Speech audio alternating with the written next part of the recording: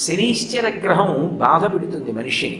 అందుకే పాప జీవనానికి అలవాటు చేస్తుంది, ధర్మమునందు అనురక్తి తగ్గిస్తుంది, అధర్మమునందు లాలస పెంచుతుంది.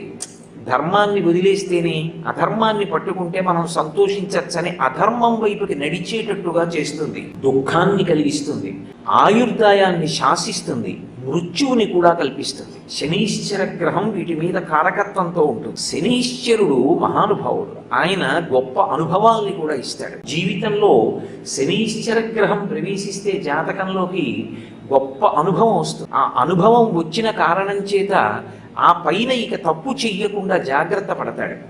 అటువంటి శనీశ్చర గ్రహం మెల్లమెల్లగా నడుస్తుంది కాబట్టి మందుడు అంటారు. ఏళ్ళనాటి శని జాతకంలోకి వచ్చిందనుకోండి, బాబోయ్ ఎన్ని బాధలు పడిపోతున్నానోనండి, ఏళ్ళనాటి శని ఇంకా అంతా ఇంత బాధ కాదండి, తప్తమైపోతున్నానంటూ ఉంటారు కొంతమంది.